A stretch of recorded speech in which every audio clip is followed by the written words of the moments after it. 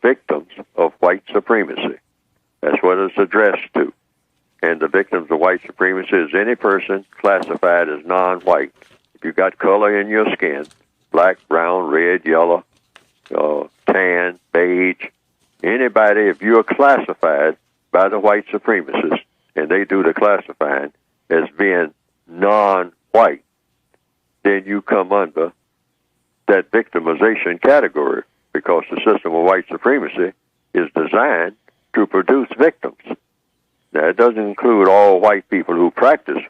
That's not saying that all white people practice white supremacy, but those who do.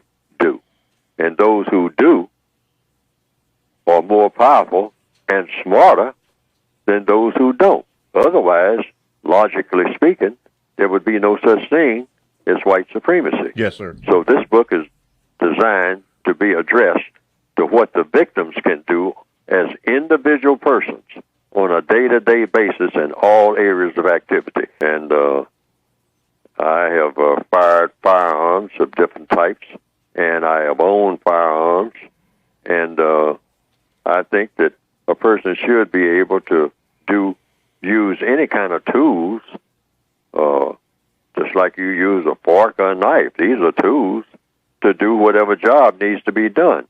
And if you happen to have access to a firearm that you can use legally and whatnot to defend yourself, and you should know how to use that firearm if that's what's required to repel non-just, non-constructive aggression. You learn to do anything, whether you have these tools or not. You learn how to use them in case you have to, because there's no telling when you might have to. I mean, people in the olden days and whatnot, when they left their huts and whatnot, and even some places now in the world, I mean, you go wandering down the road, I mean, and the next thing you know, you're looking at a bear. All right. And you might have a rifle, say, but you're carrying this rifle from one place to another to a person, say, that who is the owner of the rifle. You don't know how to use the rifle, but you have the rifle in your possession.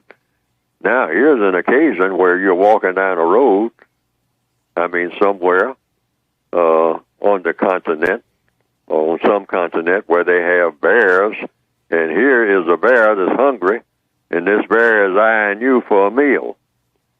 And the bear is slowly creeping up on you, discerning you whether or not you're edible, and you have a rifle that you can't use. All you know how to do is run, and good luck with that. There are no trees around and no place to hide. Mm-hmm. Now, so you might just think about, maybe you should have learned to use that rifle that you have right there in your hand, that high-powered rifle, say .270 caliber. I mean, with about 7 cartridges in it, maybe 5 and whatnot. That will actually dissuade that bear from doing any harm to you. Once you shoot it a couple of times, he might be inclined to go in another direction, because he will feel pain. Yes. The bear will feel that. So is this constructive behavior? Do you? Yes, there you go. I mean, you know, you have a choice here. You don't, you know, if you can stay out of the bear's way, well, then do so.